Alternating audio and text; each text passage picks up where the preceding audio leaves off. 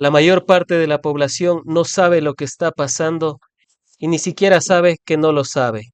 Noam Chomsky, filósofo estadounidense. A continuación le damos la cordial bienvenida a Óscar Lloreda, analista político que nos acompaña desde Venezuela. Primero, en esta ocasión, preguntándote cómo se encuentra la situación en Venezuela. Bienvenido. Saludos, Fran, ¿cómo estás? Un placer saludarte, aunque sean estas situaciones tan aciagas, ¿no? Estos tiempos tan terribles que nos ha tocado vivir. Gracias a ti, Oscar, por aceptar la invitación y por permitirnos también conocer la realidad. También un gusto compartir pese a las circunstancias.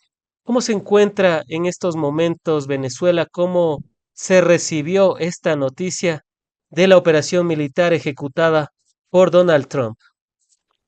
Mira, fíjate, yo creo que en primer lugar no ha sorprendido a nadie porque era uno de los escenarios previstos, ¿no? En los análisis que nosotros habíamos realizado durante los últimos meses, sabíamos que era muy difícil eh, una, un posicionamiento territorial de los Estados Unidos, pero era factible un ingreso tipo acción quirúrgica, ¿no? A mí no me gusta mucho ese nombre, pero digamos, es un poco la forma en que se ha dado a conocer este mecanismo o esa estrategia de guerra en la cual ingresan y salen para secuestrar en este caso, porque es importante también que utilicemos las palabras, es un secuestro porque no es una captura, ya que captura se utiliza en los términos legales cuando una persona está indiciada por un delito en el territorio donde ha sido indiciada. En este caso es un secuestro con una violación territorial de la soberanía de Venezuela, que al mismo tiempo es la soberanía de nuestra América y del sur, ¿no? Es decir, hoy, a pesar de que nosotros nos sigamos dividiendo en varios estados, somos una misma nación, lo fuimos y lo seguimos siendo. Y esa penetración, esa violación a la soberanía territorial de Venezuela es también una violación a la soberanía territorial de la Gran Colombia y del sur en toda su extensión. Se puede hablar de un secuestro y además también se puede mencionar que Donald Trump violó los tratados internacionales y su propia Carta Magna. Mira, por supuesto, si uno se pone a ver en términos del derecho interno de Estados Unidos, hay una violación a los procedimientos a través de los cuales se debería ejercer una acción bélica contra un tercer país, pero eso no es nada nuevo en los Estados Unidos. La historia de los Estados Unidos nos habla de que todos los permisos, bueno, no voy a decir todos, pero la gran mayoría, el más del 90% de las autorizaciones para invadir terceros países han venido posteriores al inicio de la invasión, ¿no? Y suele argumentarse alguna cuestión estratégica, ¿no? De que no puedes anunciar la guerra. Pero en todo caso, Venezuela hoy se levantó, nos levantamos hoy en conmoción. Sabes que Venezuela es un país que políticamente está dividido, como lo está toda la región y como lo está el propio Estados Unidos, lo que yo creo que también es uno de los motivos que lleva a Donald Trump a ejecutar una acción de tan alto calibre contra Venezuela el día de hoy. Entonces, un sector de la población se levantó a celebrar, sobre todo a través de redes sociales, eh, lo que llaman la caída del régimen, ¿no? Y la llegada de las tropas estadounidenses, un sueño que tenían muchísimos desde por allá, desde el año 2002, cuando el golpe de Estado al presidente Hugo Chávez, y que no se les había dado hasta la fecha, ¿no? Entonces, por otro lado, eh, hay dos grandes toletes, un sector que no está involucrado en las luchas políticas y que ve con preocupación que la resolución de los problemas internos en Venezuela no sea a través de mecanismos propios de los venezolanos, y un tercer sector que es el sector chavista, que lo hemos conversado en otras ocasiones, Frank, que sigue teniendo una fuerza importante dentro del país, superior al 35, 30, 35, 40% en la mayoría de las encuestas, del cual no todo apoyaba directamente al presidente Maduro, pero sí tienen una visión soberanista, nacionalista y con una visión social del mundo que obviamente contraría todos los designios que hoy intenta imponer el imperio estadounidense en su momento de decadencia. Donald Trump ha afirmado que controlará Venezuela.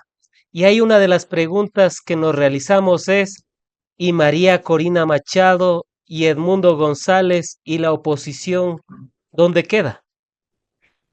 Mira, Frank, yo creo que si algo positivo uno puede sacar de los discursos de los últimos días, meses, semanas de Donald Trump es que definitivamente se habló con total honestidad de que el interés sobre Venezuela no está relacionado con la democracia, no está relacionado con las elecciones del año antepasado, de 2024, no está relacionado con el narcotráfico, como querían construir esa narrativa, está vinculado con el petróleo. Y se inventaron una nueva narrativa que intenta legitimar eso a partir de un supuesto robo de Venezuela de las propiedades estadounidenses que no tiene asidero y que en todo caso lo habrán hecho contra presidentes como Obama, como Bush, como Clinton, porque él está hablando de décadas, no está hablando solamente de los gobiernos de Hugo Chávez en adelante. Entonces estamos hablando de que hubo un robo del cual nadie se dio cuenta y solamente Trump en su segundo gobierno es que se viene a dar cuenta de ese robo y ejecuta acciones. Así que queda clarísimo y está muy claro en los discursos del presidente Trump el día de hoy que tuvimos que ver, oye, tratando de respirar profundo porque esto es un dolor muy fuerte también, ¿no? ¿no? Porque esto no tiene que ver con la figura de Maduro, a quien nosotros podemos también cuestionar en determinadas gestiones de gobierno, decisiones, posiciones, lo que fuera, pero esto tiene que ver con un dolor de tu territorio, ¿no? Y hay un conjunto de venezolanos y de latinoamericanos que hoy no habitan su territorio, que mentalmente están viviendo en otros lugares, es decir, están penetrados por el norte. Eso que hoy fue una penetración militar ya está en muchas de las mentes de nuestros compatriotas latinoamericanos y eso es quizás lo que más preocupa. Entonces, efectivamente, para darle la vuelta al argumento, no hay una preocupación sino por el petróleo y lo dejó muy claro el presidente de los Estados Unidos el día de hoy en sus declaraciones posteriores a los eventos conocidos. Entonces no se puede hablar de, como ha manifestado el discurso oficial de Donald Trump, que era para combatir al narcotráfico y hasta cierto punto se ha llegado a escuchar que era como una ayuda humanitaria para Venezuela. Entonces estaríamos hablando que el real interés de los Estados Unidos a través de su primer mandatario, Donald Trump, sería el petróleo, así tal y como podemos ver en esas imágenes, ya que Venezuela tiene la mayor reserva petrolera del mundo comprobada. Es que, Fran, mira, es muy burdo porque es tan evidente, o sea, no es evidente porque esté entre líneas, es que lo está diciendo, ¿sí? O sea, Donald Trump dijo, el petróleo de Venezuela es nuestro a partir de hoy, nosotros también se lo vamos a vender a Rusia y a China que tienen intereses, es decir, está dispuesto a negociar con China y a repartirse, como decimos en Venezuela, a repartirnos la cochina entre todos, y está tan dispuesto a ello y se cae de manera tan fuerte el discurso sobre lo que es el narcotráfico, que el propio Donald Trump dice que la transición, lo que ellos llaman la transición, es decir, lo que va a ocurrir posteriormente a este secuestro del presidente Maduro, será liderada por el propio chavismo, ¿no? A través de la vicepresidenta Delcy Rodríguez. Y tú me preguntabas por María Corina y Edmundo en la anterior pregunta, y habría que escuchar lo que el propio Donald Trump dijo de María Corina Machado, que dijo que no estaba preparada y que no tenía el respeto de los venezolanos, lo cual es cierto. El apoyo que puede tener María Corina Machado no es un apoyo orgánico, no es un apoyo personal, es un apoyo contra la figura de Nicolás Maduro.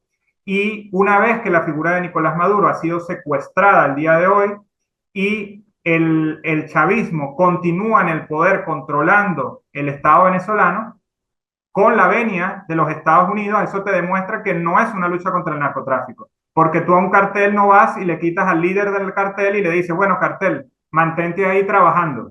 Tú vas y liquidas a todo el cartel, ¿no? Entonces, obviamente no hay nada de narcotráfico. Los intereses de Estados Unidos, lo dijo taxativamente el presidente Trump, están concentrados en que haya un proceso en el que Estados Unidos pueda reinvertir su dinero, recibir un reembolso que no merece, por supuesto, y por el cual nosotros los venezolanos tendremos que resistir y luchar contra ese deseo de los Estados Unidos, y todo eso va a ocurrir bajo la administración del propio gobierno designado, porque así mismo lo dijo él, designado por Nicolás Maduro.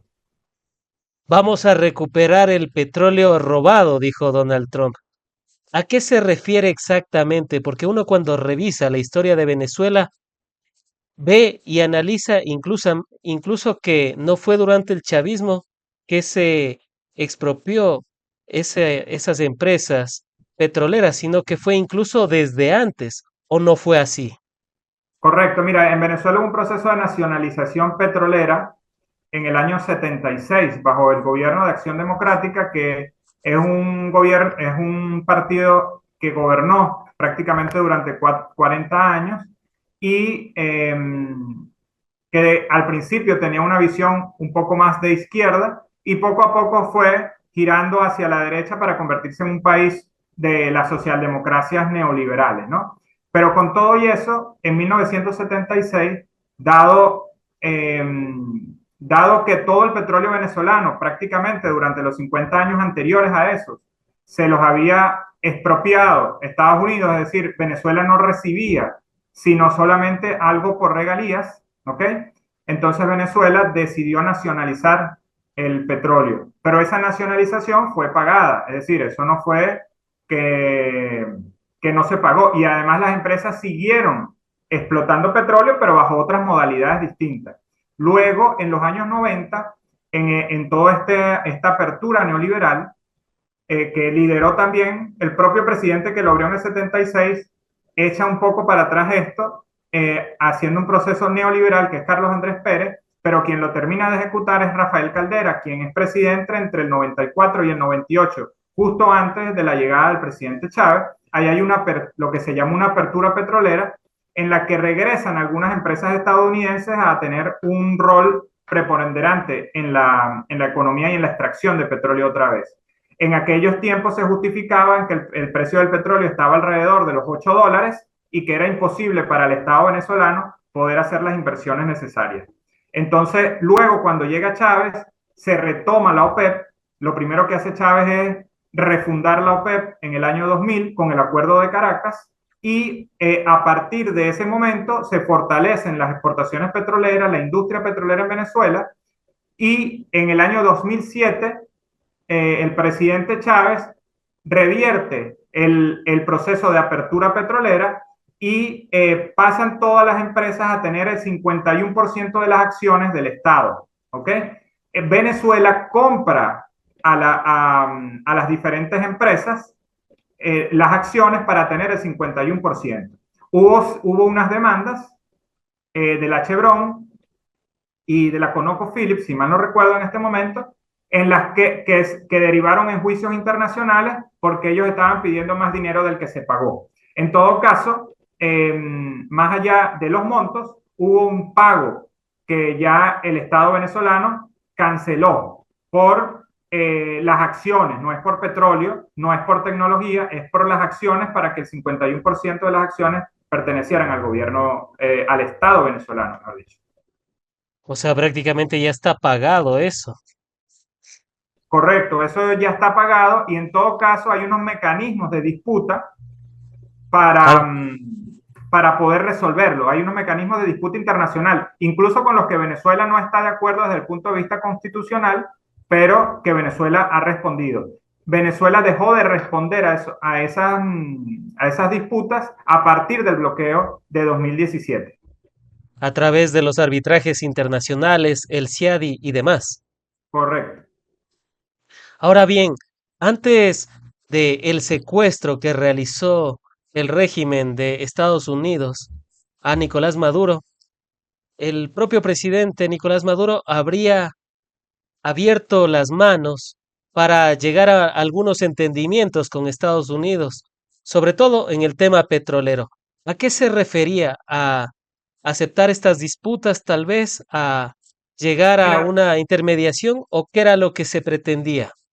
fíjate, Frank, Venezuela ni siquiera con los gobiernos de Hugo Chávez dejó nunca de vender petróleo a Estados Unidos. Claro, Eso es lo primero que debemos tener claro, ¿ok?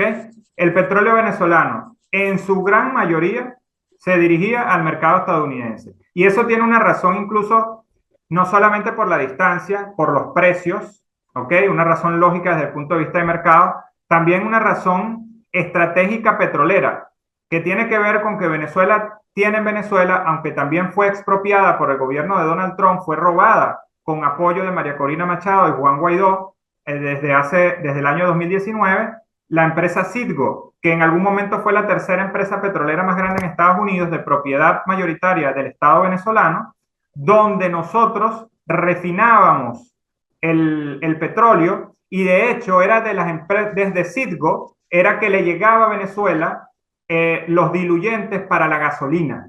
Por ya. eso es que Venezuela, desde que nos quitaron Citgo, ha tenido problemas en el suministro de gasolina a nivel nacional. Ustedes, en algunos momentos, eso no ha sido siempre, porque hemos Y en tenido el ese apoyo caso sí se mexicano. podría hablar de un robo, ¿no? Por supuesto, porque ahí sí no ha mediado ningún tipo de pago ni de intercambio monetario. Simplemente Estados Unidos, por razones políticas, decidió expropiar y administrar, primero administrar y después expropiar la empresa que está todavía en pugna, pero en este momento no es propiedad en términos de ejercicio de la propiedad de Venezuela. Ni siquiera se llegó a algún acuerdo internacional, no hubo algún arbitraje internacional. No, no, absolutamente nada, porque es que, fíjate, aquí valdría la pena también, hay Carl Smith y después otros autores como filósofos como Roberto Espósito, nos hablan de la idea de soberanía y del estado de excepción, ¿no? El estado de excepción, que es el estado en el que vivimos actualmente, es un estado en el que el más poderoso puede hacer lo que le da la gana. Es decir, el estado de excepción lo decreta quien tiene el poder. ¿Ok? Y en el mundo, el único que puede hacer lo que le da la gana en este momento es Estados Unidos. Y no es porque tenga todo el poder. Por supuesto que hay estados que pudieran confrontarlo. Pero uno se pregunta hasta qué momento nosotros vamos a soportar o a tolerar esto, porque yo no quiero trasladarme a momentos históricos otros, pero este ingreso a Venezuela a mí me recuerda a los primeros movimientos del nazismo, de invasiones a los países limítrofes como Polonia. ¿Por qué? Porque son movimientos que los demás países parecen ver, callan o solamente dicen eso no me va a pasar a mí y de repente después te ocurre a ti también. O la invasión ocurre de otras maneras, por métodos de presión. ¿Ok? Entonces, yo creo que estamos ante la inauguración de un estado de excepción global en el que estamos todos bajo riesgo, todos estamos bajo sospecha y el peligro es latente, pero también manifiesto en determinados lugares. Y si nosotros vemos aisladamente lo que pasa en Venezuela y lo que pasa en Gaza y lo que pasa en Ucrania y lo que pasa en el resto del mundo, donde se abren y cierran guerras y ataques, pues no estamos comprendiendo la globalidad de este acto que hoy tiene su materialidad en Venezuela. Salvo de lo absurdo que podría sonar la siguiente pregunta, ¿por qué es importante que un país sea soberano y sobre todo que tenga la capacidad de la autodeterminación de los pueblos para poder resolver sus propios conflictos? Mira, yo te voy a responder eso con algo que nosotros estamos viviendo en este momento, que no tiene que ver directamente con el tema, que es la inteligencia artificial. ¿Qué es lo que está haciendo la inteligencia artificial, por ejemplo, entre nosotros? Nos está desterritorializando. Las personas ya le piden a la inteligencia artificial que hable por ellos, ¿ok? Y la inteligencia artificial no vive en ningún territorio. Claro. Entonces, ¿cuál territorio habla? Habla el territorio de la hegemonía, ¿sí? Entonces, nosotros desde el Caribe lo que queremos recuperar es la capacidad de conectarnos con el territorio que vivimos.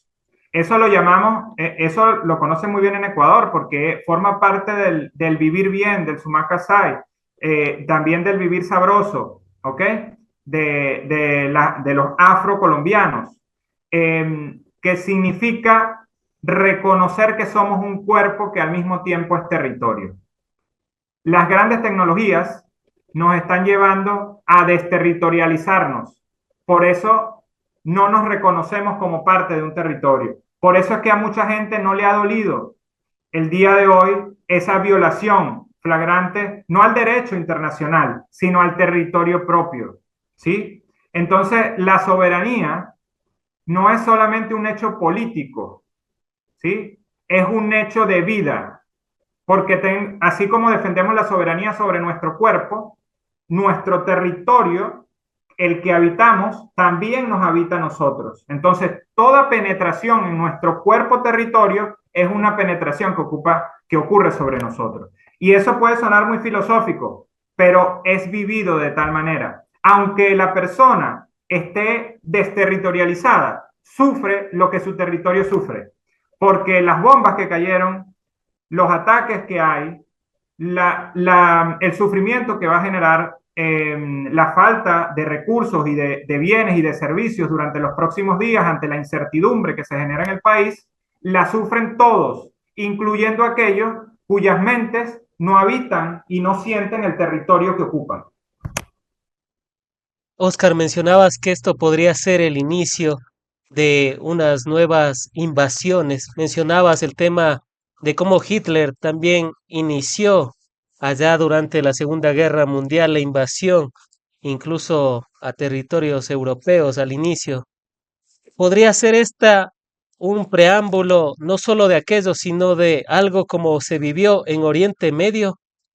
Si es que logran controlar Venezuela, luego podrían ir por Colombia. Donald Trump también ha mencionado a México, en algún momento también mencionó a Brasil y prácticamente en la rueda de prensa se dio a entender que países que no estén alineados a lo que él o Estados Unidos piensa podrían ser los siguientes.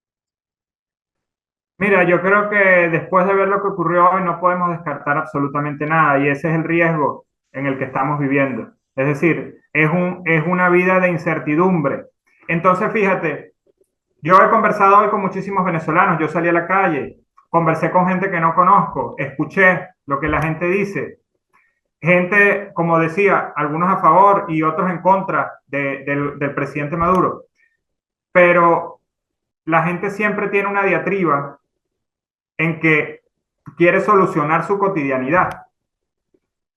Y ese deseo de solucionar la cotidianidad a veces nos hace perder de vista cuidarnos, ¿sí? Es decir, ¿por qué digo esto? Si solamente queremos resolver que haya comida, yo no estoy diciendo que no queramos comida. Yo hoy estoy preocupado porque no sé si mañana abren los supermercados en Venezuela o si hay un nuevo ataque, ¿no? Claro. Si las cadenas de transporte nos van a dar, nos van a proveer de alimentos, ¿ok? Entonces, obviamente es una preocupación, pero antes que esa preocupación, yo tengo la preocupación, como decía antes, por estar conectado con lo que yo soy, que implica mi cuerpo y mi territorio y mi comunidad, ¿ok? Es decir, la gente que convive en mis mismos territorios, ¿ok? Entonces, si nosotros estamos solamente pensando en nosotros mismos, yo te diría, bueno, que se acabe esto de una vez, que sea que ganen unos o que ganen otros. Porque eso es lo que dice mucha gente en la calle a veces. Ay, a mí me Claro. da igual que ganen uno o que ganen otro. Yo lo que quiero es poder ir a la playa, poder divertirme, poder ir a tomar en la noche, poder. Entonces, ese poder hacer esas cosas pasa también porque todos podamos. Y para que todos podamos, necesitamos ejercer la política todos. Entonces, fíjate tú, lo peligroso de este movimiento es que es un movimiento paradójico. Vamos a ver si logro explicarlo. Un movimiento paradójico o paradojal que politiza a la gente para lograr la despolitización. ¿Sí? Es decir, sacamos a los gobernantes que no nos gustan para después que alguien nos gobierne, pero yo estar tranquilo. Ya no quiero nada que ver con la política. ¿Ves? Es movimiento que politiza para despolitizar, contrario a los movimientos como el chavismo, que son movimientos que parten de la despolitización para politizar al mundo, ¿ok? Para que nosotros le demos sentido al mundo. Entonces, ahorita estamos en un riesgo que no sabemos hacia dónde puede ir. Mi comparación no es tanto, no quiero comparar personajes y Trump con Hitler, no quiero conocer, yo quiero comparar más bien la forma en que la gente lo vivió, como la gente en aquella época lo vivió como si iba a ser solo contra Polonia o iba a ser solo contra tal país, pero después fue creciendo y como nadie lo paró, él siguió avanzando. Claro. Y Trump pareciese estar probando qué tanto puede avanzar y qué tanto lo dejan. Entonces yo creo que sin necesidad de inmolarnos, porque no se trata de ir, bueno, yo aquí porque estoy molesto, entonces o me siento malo porque me violaron el territorio, yo salir contra el barco y el barco me va a matar en menos de un segundo.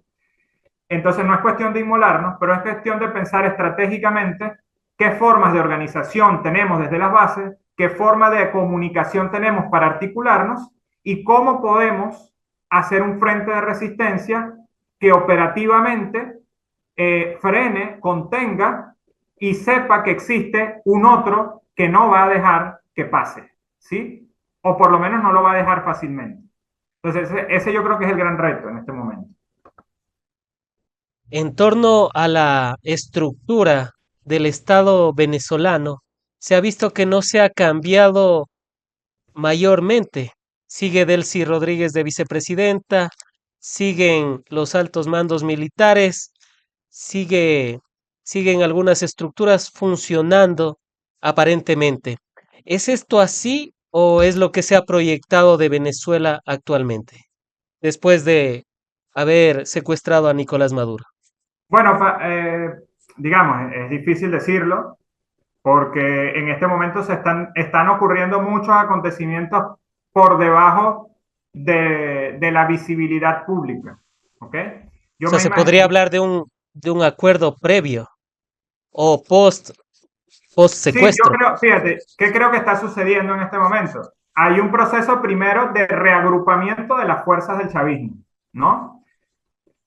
No solo las del gobierno, también las fuerzas del chavismo en alianza, digamos, de alguna manera popular, ¿ok? Entonces hay un proceso de reencuentro, ¿sí? Eso es lo primero que hay. Yo creo que hay un movimiento de unidad nacional en contra de la agresión estadounidense. No sé si ese movimiento es más del 50% de la población, pero debe estar cercano a ese porcentaje, ¿ok? Y en las fuerzas del chavismo debe haber una reestructuración para redistribuir los poderes, ¿ok? Dado que la figura líder de liderazgo que ejercía el presidente Maduro ya no está ejerciendo su liderazgo, entonces la vicepresidenta ejerce ese liderazgo, pero tiene que ser un liderazgo colectivo. Fíjate tú, si yo no quiero ahorita en este momento decir algunos errores que pudimos haber cometido desde los chavismos en estos años, pero yo creo que uno fue no haber ampliado más, hecho un gobierno de mayor amplitud. Ciertos chavismos quedaron a los márgenes de la acción de gobierno. y eso resquebrajó un poco lo que es la base política de la revolución bolivariana. Esa base tiene que reorganizarse y mucha gente hoy hay dos posturas dentro del chavismo que también las conversé. Una que dice, tenemos que salir y contestar a Estados Unidos. Y bueno, eso es algo que Rusia no ha hecho, es algo que Corea del Norte no ha hecho, es algo que no ha hecho China. Entonces, es mucho más difícil para nosotros, estando más cerca de Estados Unidos y con menor capacidad bélica, nosotros salir a responder, ¿sí? Entonces, creo que esa no es una opción. Yo creo que la opción estratégica de Venezuela es, del chavismo, y creo que es la mejor para Venezuela, es que pueda encauzarse un proceso de control del Estado a través de la gestión del propio chavismo y una rearticulación de las alianzas petroleras, en principio, que llame a China, a Rusia y que incorpore a Estados Unidos, que dicho sea de paso, se salió solito, porque nadie lo sacó a Estados Unidos. Ellos empezaron a salir después del decreto Obama en 2015. ¿Ok? Claro. Entonces, no es que Estados Unidos, no es que estamos haciendo una gran concesión a Estados Unidos, es nuestro mercado natural. Nosotros queremos tener una buena relación con Estados Unidos, pero Estados Unidos tiene que permitir que Venezuela ejerza su gobierno y su gestión política y social de la manera que los venezolanos lo han pedido y lo desean, ¿no? Entonces, yo te diría que hay ahorita una reorganización de las fuerzas del chavismo, un reencuentro que puede traer, paradójicamente, dentro de toda la gravedad y de lo terrible que es lo que acaba de ocurrir y de la ilegalidad de lo que acaba de ocurrir, puede traer algunas oportunidades. Y esto te lo digo porque además no nos podemos quedar en la denuncia del secuestro del presidente Maduro, que tenemos que hacerlo, que gritarlo, que defenderlo, que señalar la arbitrariedad, la ilegalidad, pero también tenemos que pensar estratégicamente porque si no, el único que va a jugar es Estados Unidos. Y nosotros también tenemos que jugar este juego. No es el juego que nosotros queríamos jugar, pero es el juego que nos están poniendo sobre la mesa y no nos queda otra sino jugarlo.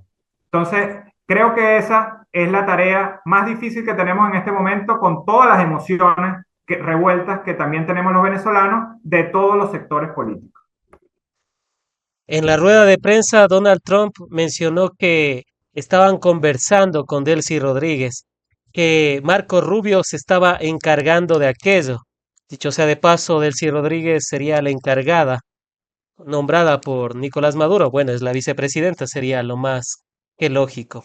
Por su parte, Delcy Rodríguez manifestó lo siguiente: jamás volveremos a ser esclavos, jamás volveremos a ser colonia de ningún imperio.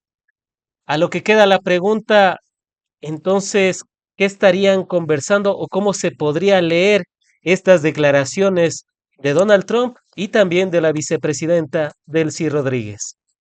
Mira, desde hace un tiempo yo vengo afirmando que hay en esta época mediática y la forma en que Trump ha convertido en un show su propio gobierno, nosotros tenemos dos escenarios mediáticos distintos. A Trump no le importa cuál es la realidad sobre Venezuela. Lo que dice Trump es un mensaje para los estadounidenses. Trump necesita justificar la invasión, el secuestro del presidente, así sea hablando de narcotráfico que no exista, hablando de que era un dictador, diciendo cualquier argumento. Necesita decir que todo fue heroico, que no hubo ningún muerto, que es la mayor gesta histórica, bueno, lo más grande de la historia militar del mundo. Es decir, él necesita vanagloriarse porque él está trabajando en una crisis interna. Porque si alguien tiene el poder para frenar a Donald Trump, es el propio Estados Unidos. Además de China, además de Rusia, además de toda la humanidad que puede frenarlo. Pero internamente tienen todo el poder para poder contenerlo. ¿Ok? Pero él está hablando a su público. Y creo que lo mismo está pasando con la vicepresidenta Delcy. Más allá, Donald Trump dijo una frase que dijo, creo, creo que textualmente es así como, she doesn't have a choice, ¿no? Ella no tiene opciones, ¿ok? Yo creo que esa es un poco la realidad. ¿Por qué no tiene opciones? Porque su opción es o comenzar una guerra de largo calibre, las opciones de Venezuela. Bueno, no escucho a Estados Unidos, le tranco el teléfono a Marco Rubio, le tranco el teléfono al otro y voy y me meto en la embajada de Estados Unidos, le lanzo un cohete y voy a la guerra. Y bueno, ellos invadirán Venezuela y estaremos en guerra de guerrillas hasta que aguantemos. ¿Ok? Y esa creo que no es una opción, o es una opción que nadie quiere, ni siquiera Trump. ¿Ok? Entonces, si hay algo que las dos partes desean, es que esto no se extienda. ¿Sí? Entonces, el discurso de la vicepresidenta se va a mantener como el discurso chavista, un discurso antiimperialista. Pero eso no va a negar que tenga que negociar.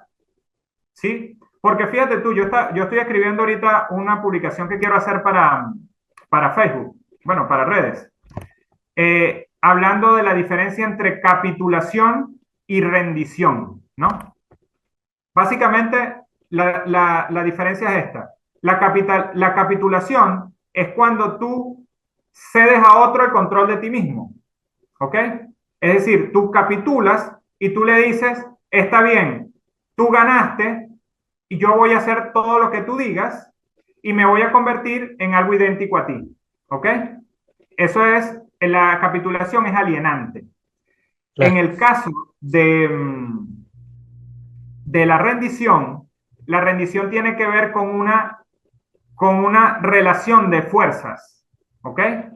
Tú estás en un campo de batalla, sea político, sea militar, el enemigo o el adversario tiene mayor capacidad de fuerza, te somete y tú te rindes, pero no renuncias a tus convicciones ni a tu posición de mundo, ¿ok? Entonces, en este momento lo que yo creo es que el gobierno, ejercido ahora desde la vicepresidenta Delcy Rodríguez, está actuando desde un estado de rendición, ¿sí? En el que no está renunciando a sus convicciones, pero teniendo un arma sobre su 100, tiene que hacer pactos para poder sobrevivir ella y que sobreviva la mayoría del pueblo venezolano. ¿Ok? Pero no está capitulando. Por eso es que no la vas a ver hablando con Trump como su mejor amigo. ¿Ok? Claro. Pero la vas a ver hablando en términos de, está bien, ¿qué es lo que tú quieres? ¿Quieres petróleo? Bueno, dime cuáles son los campos que se quieren. Rusia, ven para acá. China, ven para acá. India, ven para acá. Vamos a ver cómo todos. ¿Todavía tendrá ese margen de maniobra de invitar también a Rusia, a China y a la India? Pero es que ese margen de maniobra no lo tiene ella, lo tiene Rusia y lo tiene China y ya lo están ejerciendo.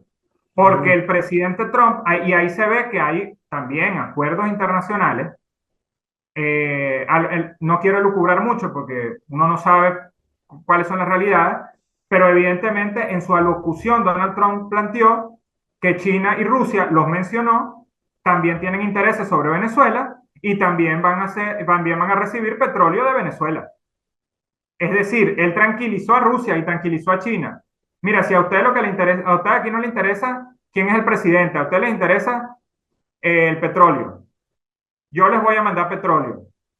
Entonces él les dio capacidad beligerante. claro. Entonces ya ellos están en esa mesa. Entonces, Venezuela tendría que hablar con sus aliados estratégicos, políticos, militares, y decirle, yo necesito que tú estés aquí adentro. Porque el objetivo que yo me plantearía en este momento no es gobernar ya y hacer una revolución en este momento que estamos sometidos, obviamente. No la vas a poder hacer.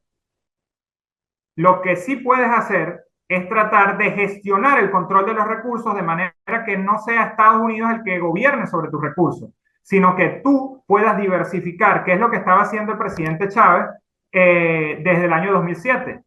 que pudieran entrar y que entraron empresas españolas, empresas argentinas, empresas iraníes, empresas indias, empresas chinas, empresas... Entonces nadie tiene una tenaza sobre ti. Y esa es una estrategia geopolítica que es propiamente chavista, porque fue creada por presidente Hugo Chávez. Entonces, yo creo que si yo tuviera hoy las negociaciones, yo transitaría hacia la gestión de los recursos, la, la posibilidad de que el periodo que Estados Unidos está llamando transición se extienda durante el mayor tiempo posible para que la economía supere el shock de este evento y se pueda convocar eventualmente, cuando ya esté superado esto, si no devuelven al presidente Maduro, que siendo realistas, no han devuelto nunca ningún presidente a la presidencia después que lo han sacado. Entonces, esa no es una solicitud, sino retórica. Entonces, ahí sí, una vez que el país se haya reorganizado y las fuerzas chavistas se hayan reorganizado, convocar a elecciones con posibilidades ciertas de volver a triunfar. Pero eso se tiene que construir. En este periodo estaríamos hablando de un gobierno que sigue siendo de manera interina o quizás asumida como sería la sucesión por Delcy Rodríguez, o sea, prácticamente por la misma estructura, pero con lo que nos has manifestado de una manera más Claro, amplia. fíjate, ahí estamos en una cuestión constitucional y en un debate constitucional que también he mantenido el día de hoy con compañeros abogados, porque en este momento estamos por iniciar el segundo año del periodo de gobierno. Claro. La Constitución dice que si hay una ausencia del presidente de la República antes de los primeros 4 años, aquí en Venezuela son 6 años de periodo, entonces se debe convocar a elecciones, así como cuando el presidente Chávez murió en 2013 y se convocaron elecciones de manera inmediata. Ese sería el caso. Pero Entonces lo que hemos no estado... hablaríamos de que Edmundo González va a asumir, ni de que No, María Corina yo creo Machado, que ese ni de que escenario fue Estados negado. Unidos, Ese escenario fue negado hoy por Donald Trump. Y Donald Trump no se va a negar ese escenario si no está convencido de que eso no va a ser así. O sea, él se sacó de encima a María Corina Machado y a Edmundo González. claro, Eso no quiere decir que ellos eventualmente vengan y compitan y puedan ganar o competir. No sé. En todo caso, porque a mí me si llama hago la las otras... atención lo que él dijo, que ellos van a administrar Venezuela, o sea, ¿cómo van a administrarlo? Es la gran pregunta. Bueno, básicamente pudiéramos pensar aquí en la figura de monigote, no sé si se dice en Ecuador, Claro, tal cual. de, de títere, ¿no? Claro, Yo te mando con Marco Rubio, mira, tienes que abrir los campos petroleros, estos campos para tal. claro, Mira, no van a gobernar la cotidianidad administrativa de quién da las cédulas, de quién da el pasaporte, de tal. No me vas a meter preso a nadie, me vas a sacar a los presos políticos, a lo que ellos llaman presos políticos, etcétera. Es decir, ahí puede haber demandas de negociaciones y tal. ¿Ok? comprendo. Pero, pero si uno ve el discurso de Donald Trump, no hay ningún interés por causar caos en Venezuela. Más allá de un caos silencioso que permita que las acciones de ellos triunfen. Pero no quiere una guerra de guerrillas tipo Vietnam. Claro. ¿Sí? Entonces a él no le interesa eso. Por eso es que él decide, y a mí me parece que desde el punto de vista de él, más allá de la locura de lo que acaba de cometer, es una decisión inteligente que sea el chavismo el que transite este periodo. Es inteligente para él y el chavismo se aprovecha un poco de esa jugada para ver si se logra reagrupar. ¿Ok? Entonces, ahí por eso te decía que ese es un punto de encuentro que tienen ambos.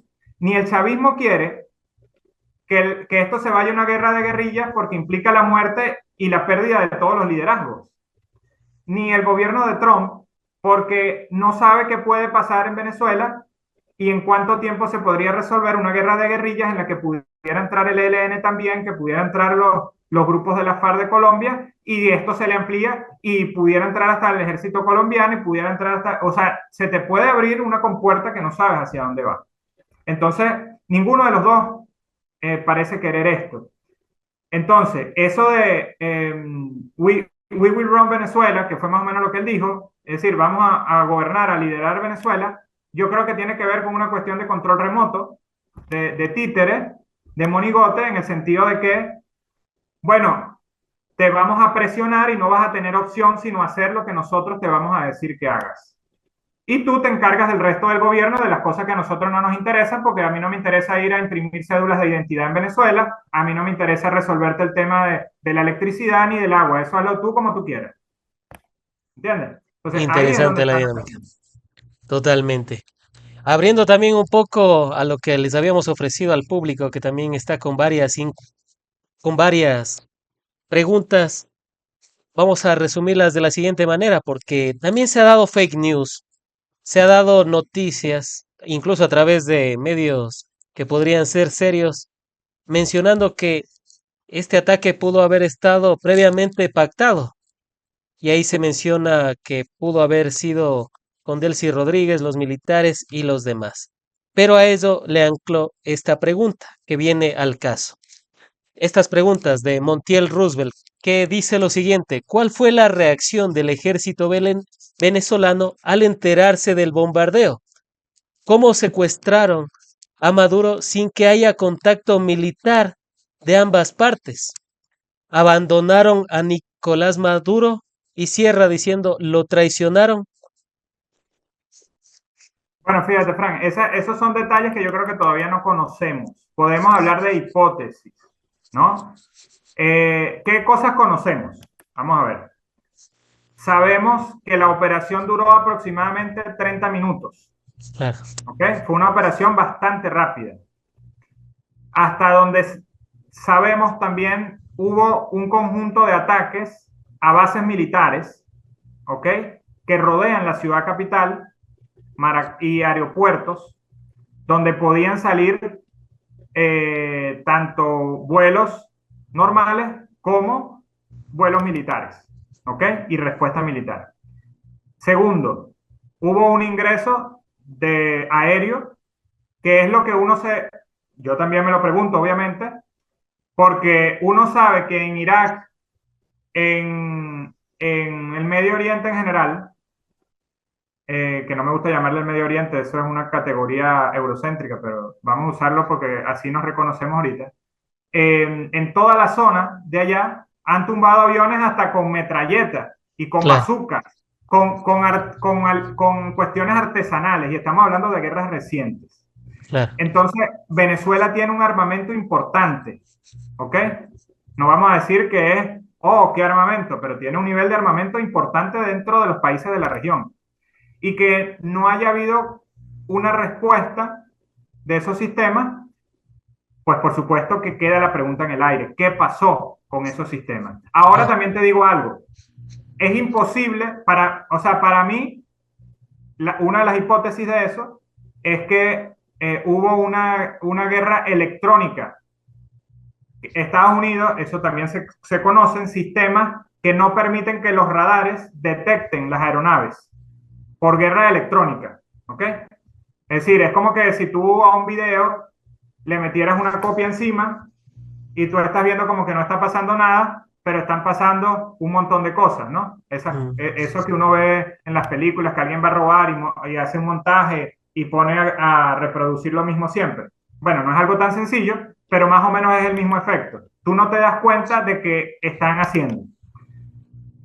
Segundo, cuando entra, tiene que haber una voz de mando. Pareciese que esa voz de mando no se dio, pero, pero no solamente la voz de mando. Uno pudiera pensar que también alguien pudiera haber actuado por sí mismo. Por ejemplo, capaz si yo estoy aquí y pasa un avión y yo sé que es un avión gringo y está haciendo algo y yo tengo cómo hacerle daño, capaz yo respondo, ¿ok? Como ciudadano que está defendiendo su país. Pero eso tampoco pasó, ¿no? claro.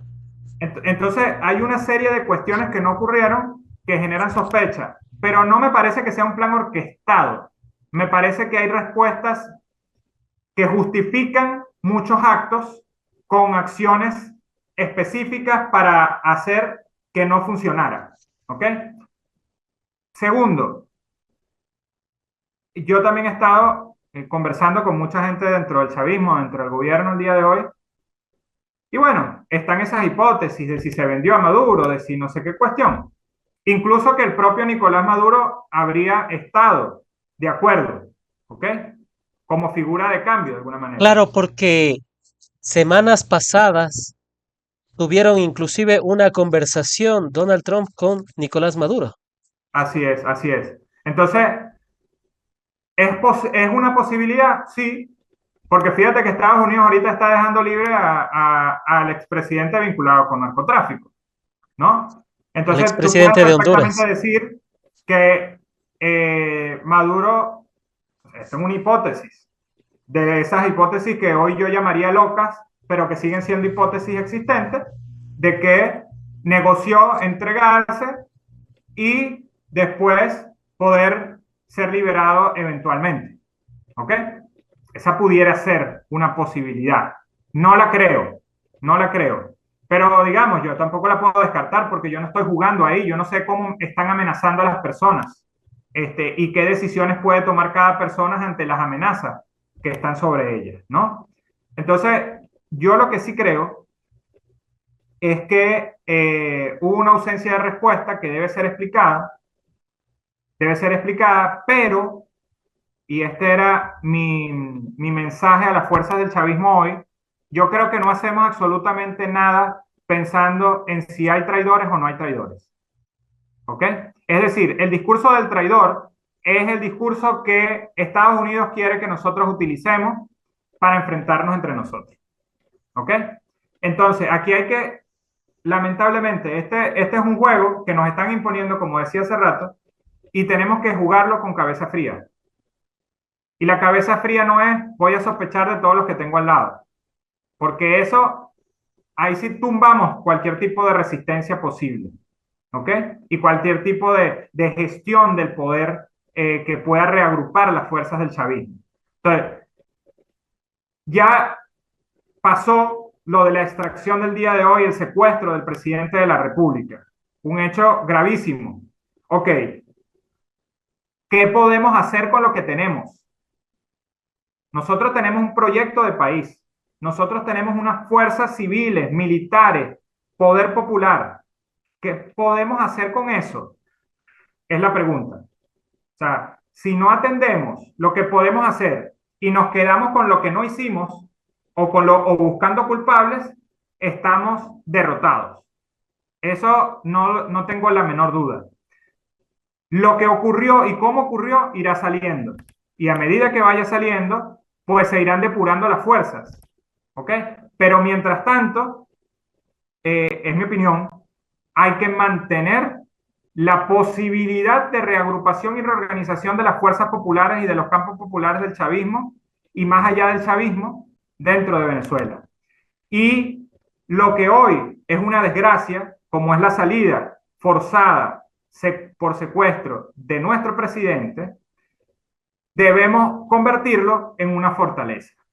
Así como cuando de repente en un equipo de fútbol o en un equipo de béisbol se lesiona un jugador, o aquí hubo una época, un equipo de béisbol una vez que se le murió el manager, mentira, uno de sus jugadores se murió y el equipo estaba de último y jugaron en nombre de ese equipo quedó campeón en esa temporada.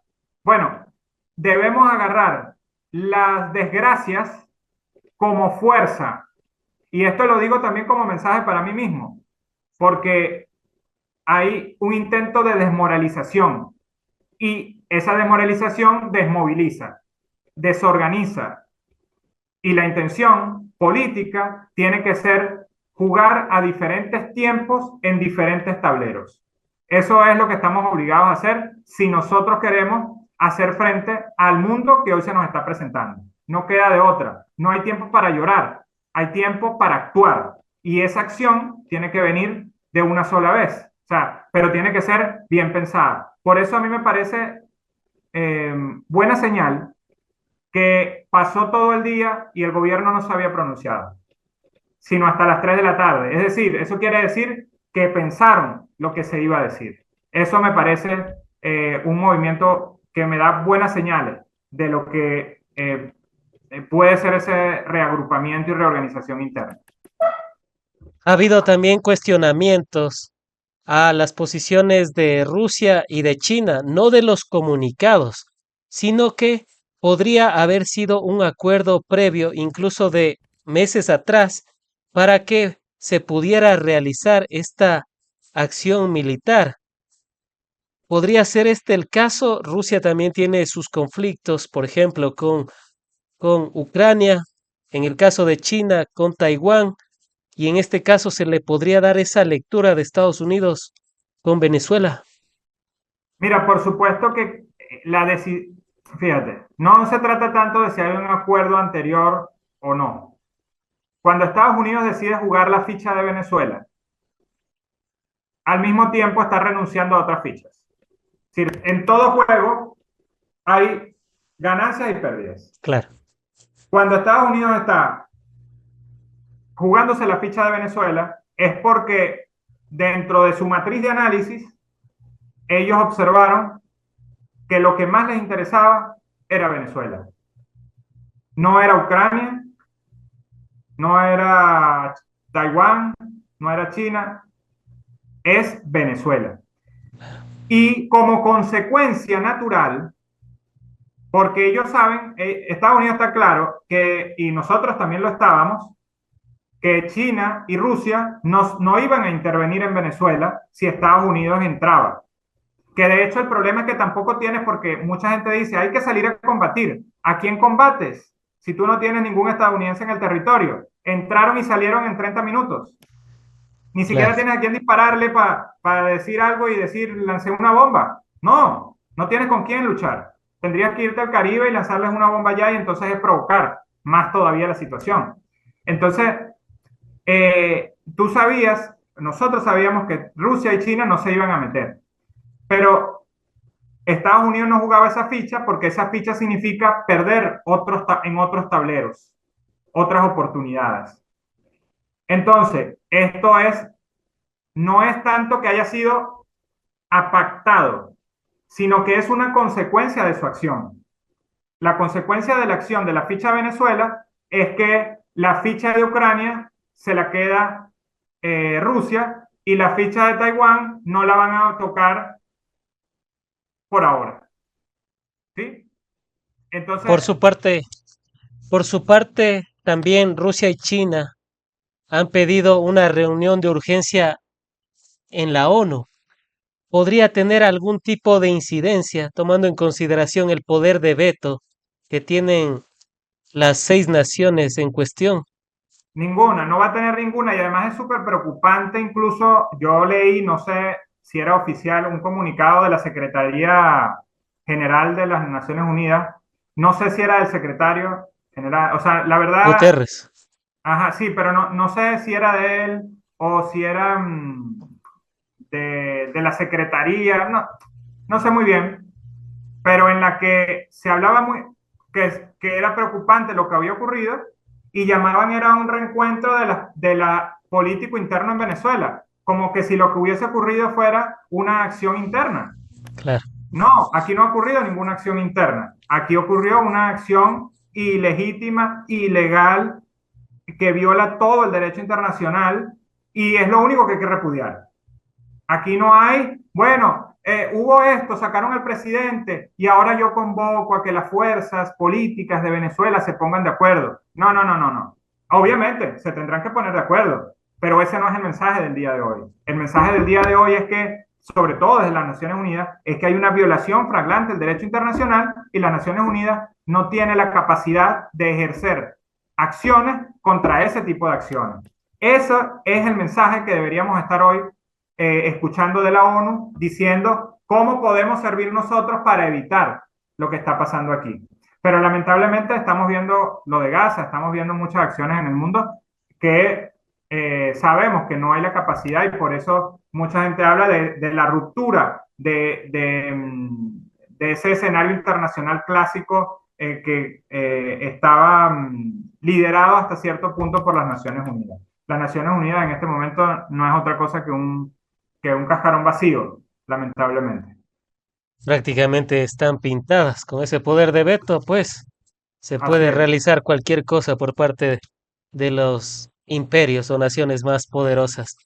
Así es. Quisiera cerrar con esto. ¿Ha habido algunas reacciones, por ejemplo, por parte de Colombia, de México, incluso a Boric se le escuchó rechazando estas intervenciones, esta intervención que realizó Estados Unidos?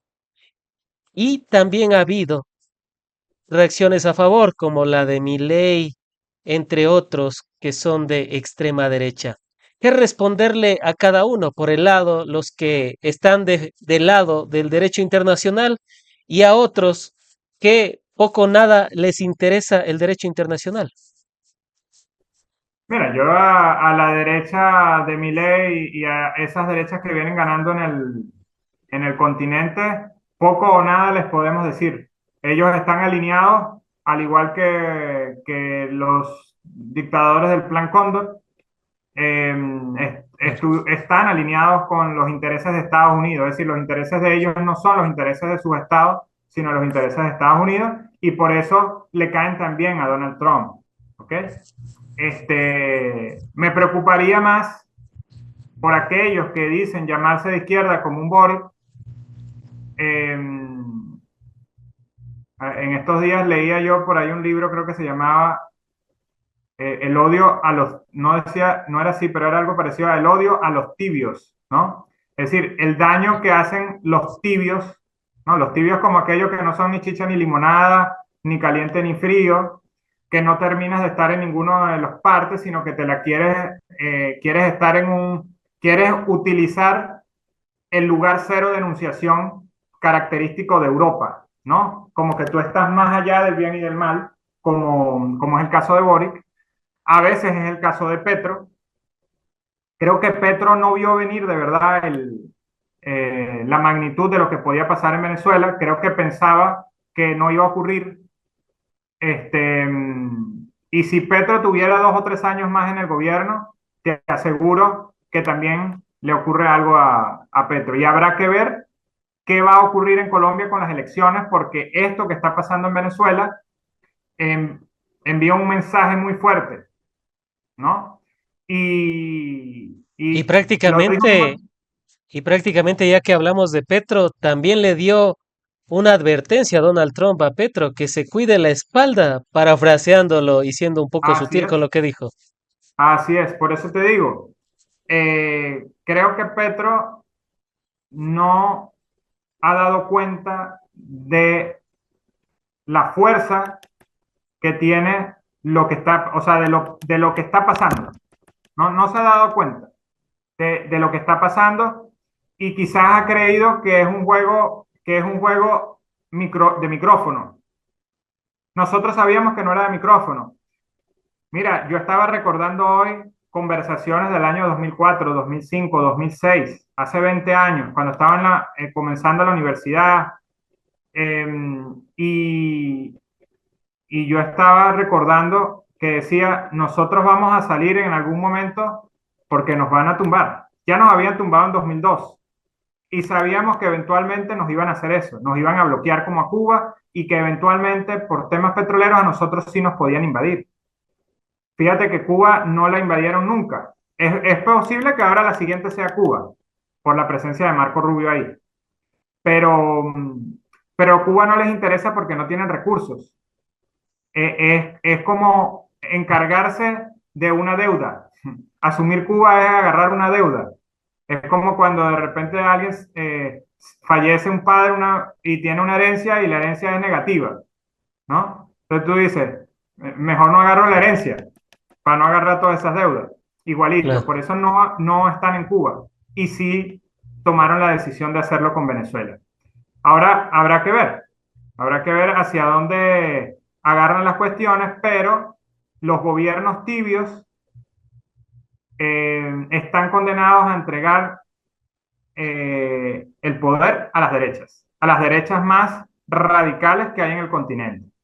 Entonces, si no asumimos la lucha desde los territorios y no reinterpretamos el mundo desde lo que está ocurriendo, a unos nos van a tumbar porque estamos solos, nos van a secuestrar al presidente, y a otros les van a ganar por la vía electoral porque hoy controlan prácticamente toda la estructura de subjetivación cultural en nuestra región. Entonces, es muy difícil, se necesita una labor muy estratégica y creo que no la estamos haciendo. Y además personajes como Petro, que además me resultan a veces un poco soberbios en su forma de hablar, que en alguna medida me recuerda un poco al propio presidente Correa, ¿no? Que también tenía ciertas actitudes eh, que uno nunca llegó a ver en Chávez. Chávez, por ejemplo, su liderazgo siempre fue muy popular, muy de yo no sé, pero estoy contigo y aprendo contigo, ¿sí? Ahí había cierta autenticidad que yo creo que estos presidentes, en el caso de Correa, lo viví porque, bueno, sabes que estuve allá y fui parte del gobierno de Correa, y además, el caso de Petro, me parece que a veces los tonos en que se dirigen, soberbios, que de superioridad, no ayudan a las luchas en las que nosotros estamos. No quiero con ello desmeritar los liderazgos que ellos ocupan y la importancia que tienen para la renovación de las fuerzas de izquierda y populares dentro de la región. Pero sí quisiera hacer notar que esa soberbia, que también en algunos casos inundó acciones del propio gobierno venezolano, eh, pasan factura, porque es una distancia que se toma con respecto a la gente que te apoya y la gente que tú mismo eres, ¿sí? Entonces es como un distanciamiento. Entonces es un llamado también de atención a lo que tenemos que hacer desde nuestras luchas en la izquierda regional. Antes de finalizar con el programa, ¿cuál sería la voluntad? Antes de finalizar con el programa, ¿cuál sería la verdad monumental tras lo ocurrido con el secuestro de Nicolás Maduro por parte de Donald Trump? Mira, la verdad es que estamos en un estado de excepción, lo que conversamos al principio, estamos en un estado de excepción donde Estados Unidos es quien decide lo que se hace y lo que no se hace, y que estamos obligados a organizarnos desde los territorios, a reunirnos, volvernos a unir para poder fortalecer nuestras bases y poder hacer frente no solamente a Trump, sino a sus figuras en el continente. Creo que esa es la gran verdad. Vivimos en un estado de excepción donde todos estamos bajo riesgo permanente, no solamente Venezuela. Es un estado de excepción y hoy Donald Trump lo dijo claramente. Este es un warning, así lo dijo, warning, usó la palabra warning, advertencia para todos los presidentes y gobiernos de la región. Entonces, no lo agarremos como que si fuera solo discurso. Han sido las apreciaciones de Óscar Lloreda, analista internacional, analista político venezolano, a quien como siempre agradecemos por haber estado en el espacio, seguros de contar con tu participación en futuros análisis, diálogos y debates de la coyuntura de Venezuela. Gracias, Frank.